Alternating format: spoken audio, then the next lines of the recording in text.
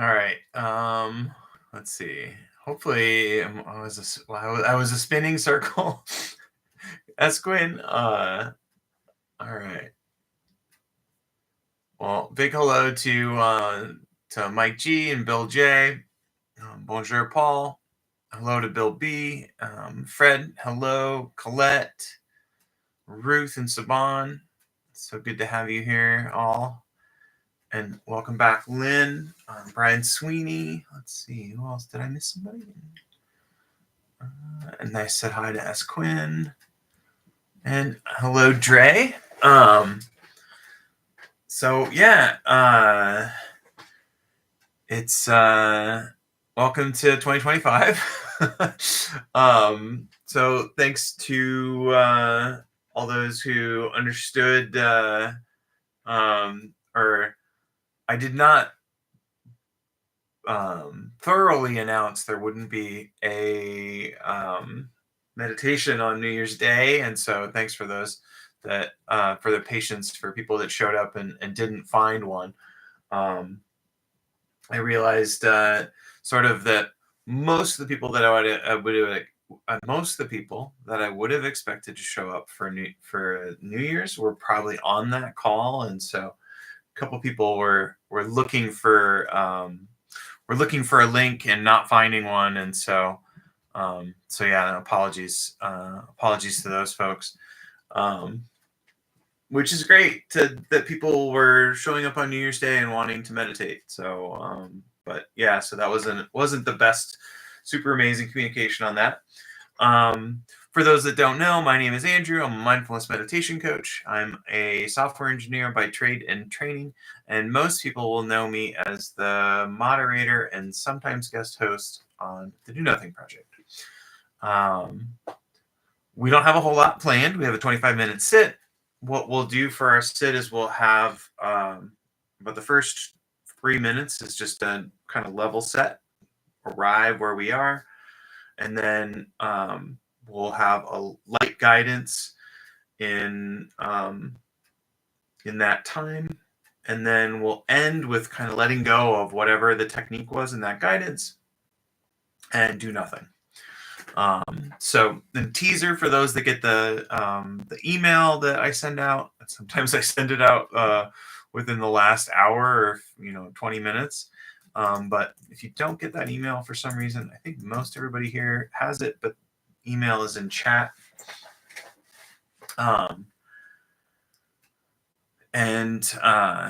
I mentioned in the email today that next week is the day before National Nothing Day. So we'll see if we can find something that might be a way to celebrate that. We might just do nothing as a technique on that day. So we'll play around a little bit with just light awareness today is what my plan is, because I don't think I had a plan. So that would be the one piece. But yeah, so Fred reminded both myself and Brooke Thomas, who fills in sometimes here for me, and Brooke, who leads in-person group in the Cincinnati area, is going to do something next Thursday with the group that she leads for National Nothing Day. So we'll have kind of a semi-joint thing, and then I'm gonna see if Jeff has any ideas for this Sunday. That's the 12th, I think. So kind of a whole week of nothing practice would be pretty amazing, I think. So thank you for being the catalyst on that, Fred. And then thank you to Fred too for filling in.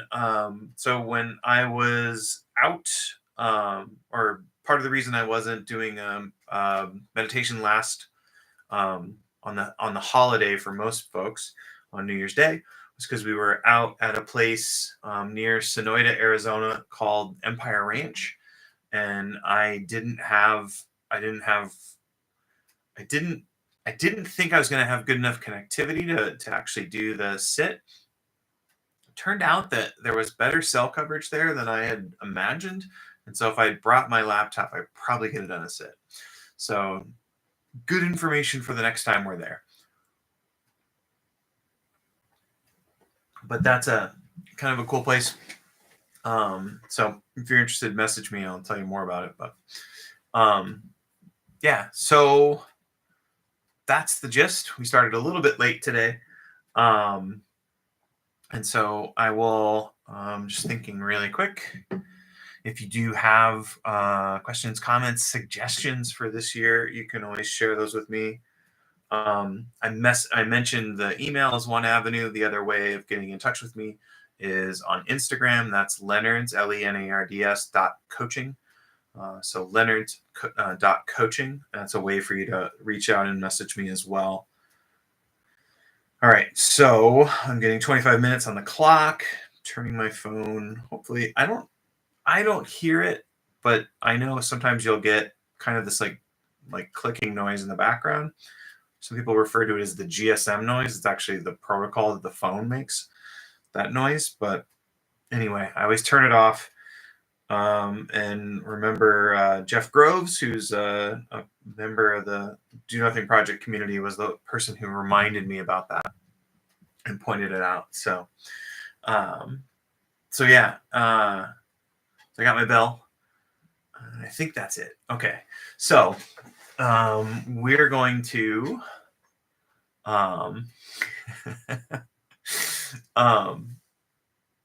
we're going to do just a bit of kind of a light aware that we're aware, just playing around with that. And then I'll give you the option to use a home base if you want. I think that you're welcome always to ignore my guidance and sit, but I'm going to use hear out, HEAR. Hear out is like our sort of home base technique, just on the basis for a technique if you want to use it. Everyone that survived the storm in the Midwest and everything will probably chuckle at Saban and I, but it's an incredibly windy and chilly day in Arizona, and so I'm like warming my hands on this cup of tea and everything. I don't know how I survived Antarctica, given how not cold tolerant I've been this year. So, all right, I think that's it. All right, and then just so you can kind of maybe get just from a gist of being here a number of days, you can feel a little bit just how, for me, I'm feeling more scattered. So as we start our sit, I'm going to ring the bell or invite the bell, but just beginning with the process of settling.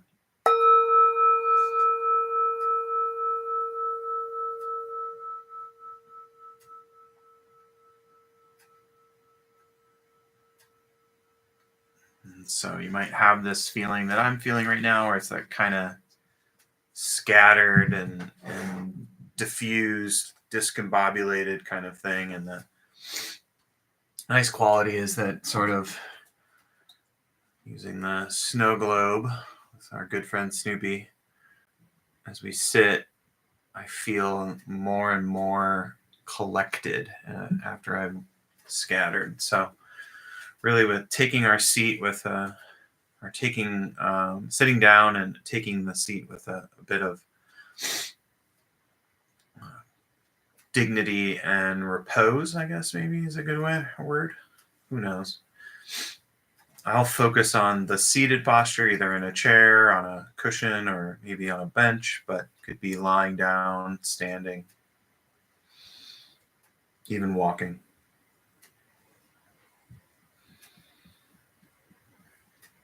And just a light awareness of our posture. Our goal is to be upright without being uptight. Again, the sitting with our skeleton, sort of allowing the bones really to give us a bit of the structure for our posture, and then not efforting to hold those bones in place.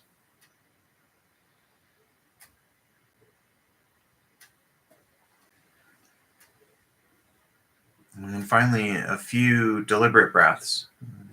Slow and low is the tempo that we're going for, really. Breathing in through the nose allows us to breathe slow, and then that allows us to breathe low into the belly. And then as we turn that around and the exhale, or the inhale becomes the exhale, we can extend that.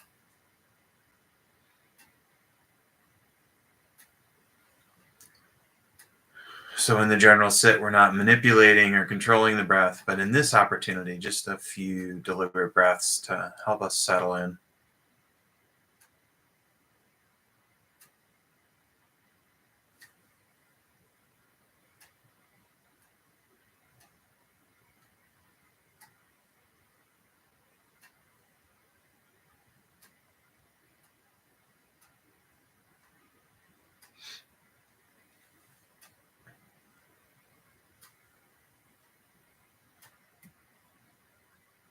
And so as we begin this sit, really it's this, I like to think of, I'm looking for just the right amount of sort of support for me to be able to sit. What I mean by that is if I feel too scattered, to sit with an awareness of I'm sitting and I know that I'm sitting, then I can use a home base. That, of course, gives us stability, support, are the analogies we like to use.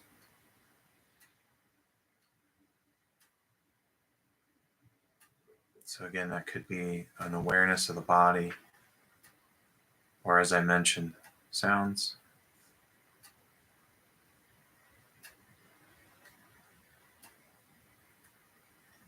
So the first level of tuning is really just kind of being aware of the sounds. And there's a bleed over of the sounds in my environment into yours. So the clock, just being aware that's the ticking of the clock.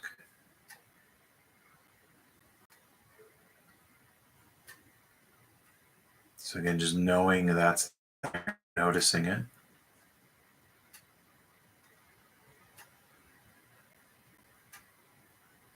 And then one more level of structure, more support. Bringing our attention back to the sound.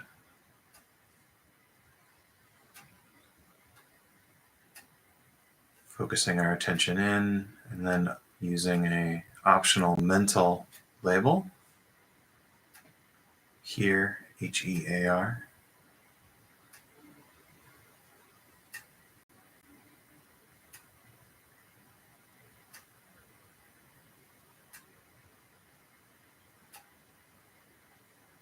Being okay with the fact that we might get taken away by another thought. Another sound may pull us into another direction, and a thought that's layered on that. It's okay.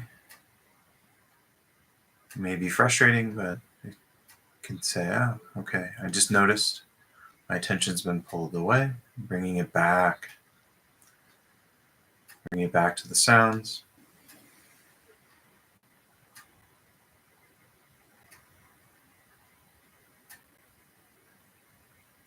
So just sort of where do you need to be on that gradient?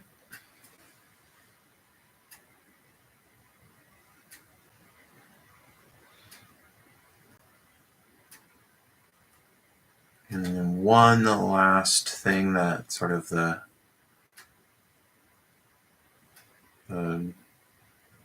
if you feel really scattered, is that you can shift from the mental note being a sort of a quantumous voice noting to either more frequently, so you're here, here, here, as we're noticing, or more strongly emphasized, which I won't do because I don't want to jar you. And then we can, if you're in an environment that you feel comfortable, speak out the label. So that's that sort of the further end of working with the home base and supporting our technique. All right, so that's a lot of talking. I'm going to be quiet and let you explore that gradient on your own.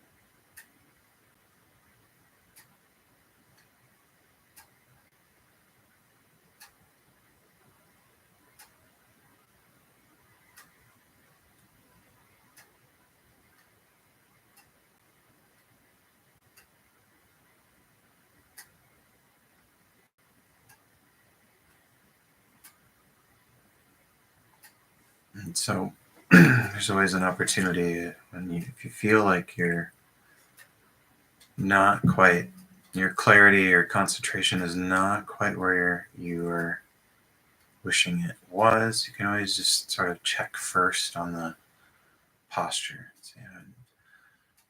I always notice that when I'm meditating for 25, 30 minutes, I sort of end up listing to like one side, like a boat whose cargo is moved in some direction. And so the mind follows the body in a lot of ways. And so just seeing if we can tune up the posture.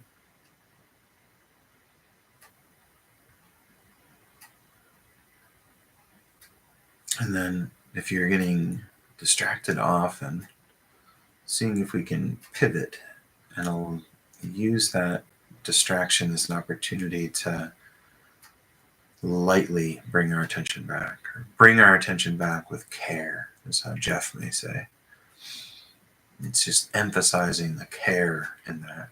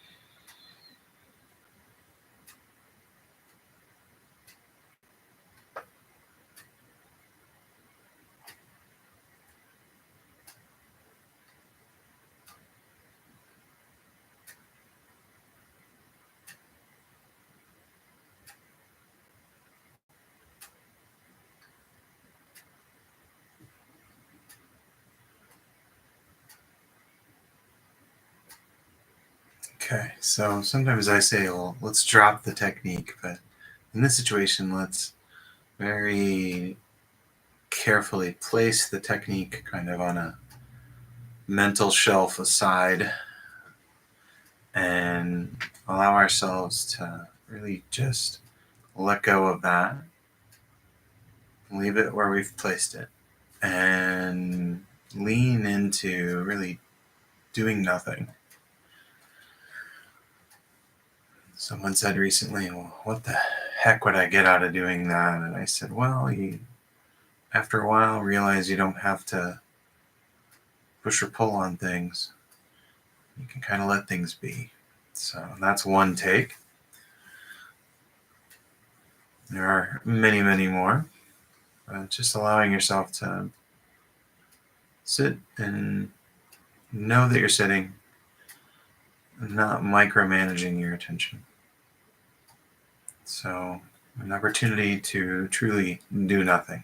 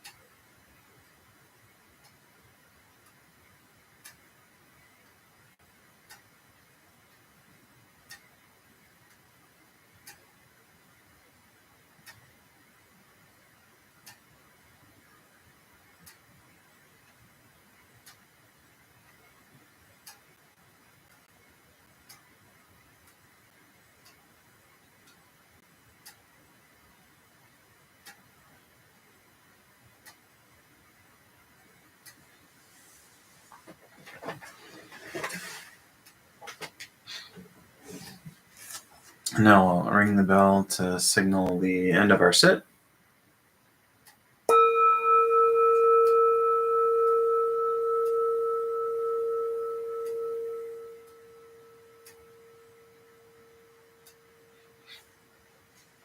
Thank you for your practice. Thank you for making time to be here with me.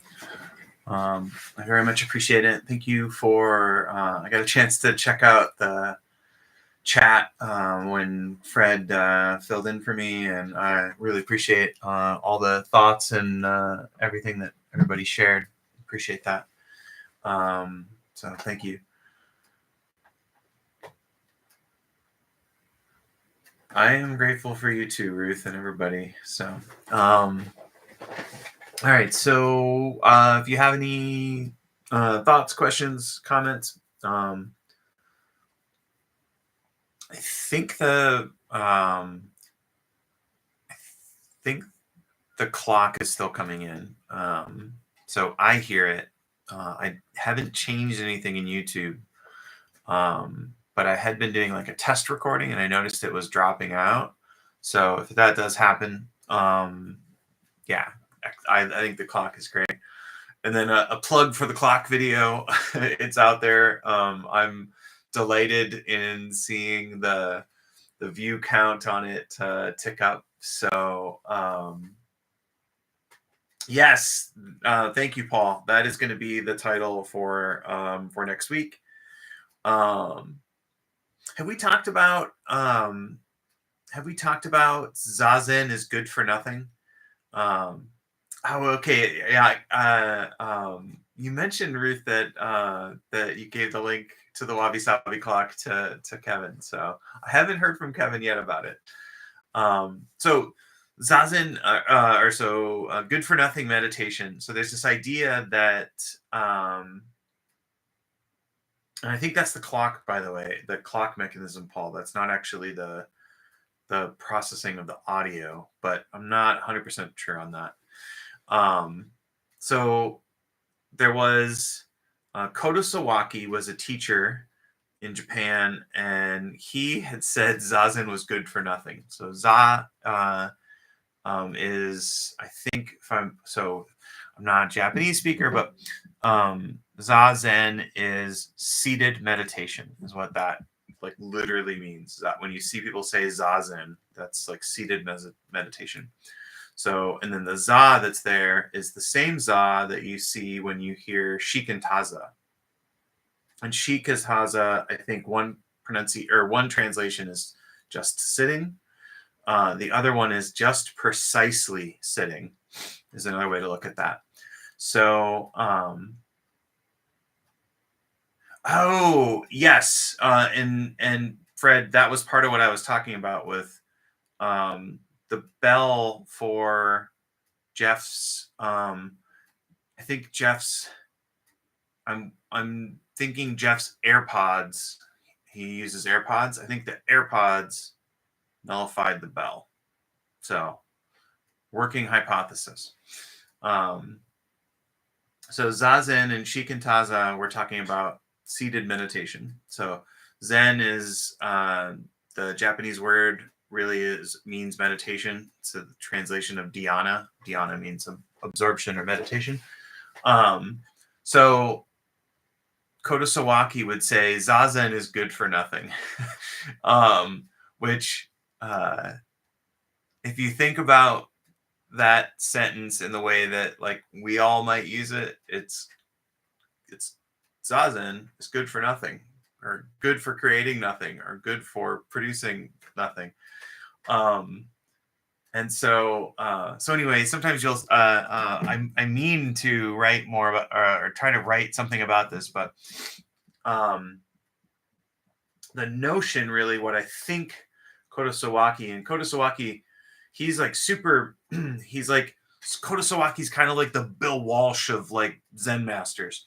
I guess he's kind of like the Zen master nobody knows, but Kodo Sawaki was one of the teachers that Brad Warner's teacher, Gudo Nishijima Roshi, was a student of, and some folks might know Kosho Uchiyama. Kosho Uchiyama's student was, or one of Kosho Uchiyama's students was Shohaku Okamura. And so Okamura does some of the best translations like out there.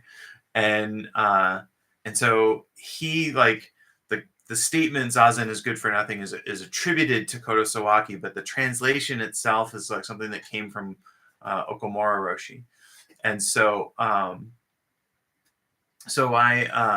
love that title. I guess a shorter version of that, Paul, would be I love that title. but that's why. And before I bury the lead, the notion there with Zen has this very interesting thing. And again, I'm not authorized to teach Zen, but I can't exist without Zen, me saying something about Zen, I guess. It's this notion that there is no self to improve, therefore we aren't doing self-improvement, is one way of saying it. And the other is that meditation is connecting us to the state that is the expression of like kind of what this is all about. And you're not doing it to be better, I guess. So like the good for nothing part is we're not doing it to get somewhere else. And I really love kind of remembering that it's like for lack of a better term, this is it kind of. You'll occasionally see that just this I think is another title for one of the Chan. So you'll sometimes see Chan, CH''AN. Chan is the Japanese pronunciation of the same characters for Zen. The Chan masters will sometimes say like just this, or like what is that, like just this. So is that the same as just being? That's a very good question, Saban. Potentially. So interesting. Okay, that there's nothing to be better at. And then like there's this idea of like returning to nothing. Maybe it's just an idea, like maybe it's just like Zen is like very like not flowery and stuff, and I'm like this like idea person who wants to come up with all these concepts, and so like the Zen kind of like cuts through that for me. But yeah, so last thing I said, Shikantaza was this like just sitting. Shinzen Young says that do nothing technique is sort of his formulation of Shikantaza in the system. So bring that all the way around. So, where, I guess that's a very good question, Paul. Where is somewhere other than here? Could be somewhere else. So Fred, is that, so quit being somewhere else. So then you're only here, which means you're not mental time. Is that, Fred, is that a meaning of like that? So do nothing means you're not mental time traveling? Because that's one way I could interpret that, which is really interesting. We're in total, like, I'm in like total riff on random. I'm on a riff on a riff on a riff on like another riff. But yeah, so that's super interesting. At some point in February or March, so we talked about having talked about hosting a Zoom thing, and we did one, and Bill B was there, but was having internet trouble, I think, and Gabrielle, who is here sometimes, and Angie, who is also here sometimes, but also is a meditation coach, we're there. But anyway, so at some point I will try to find a time to put together a Zoom thing again.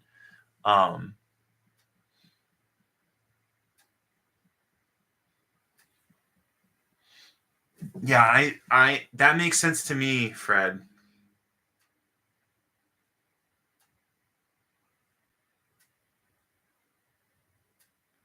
And then Fred, the being someplace else, so that means less thoughts, and that means less time traveling, I think.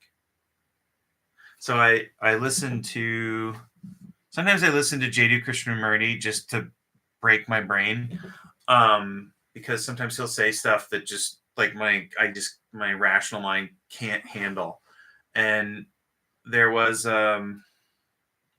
I wish I'll anyway, I won't be able to get the title of the audiobook, but there's an audiobook on Libby that just came out, and it was like Freedom is for You or something like that. It had some seeker title.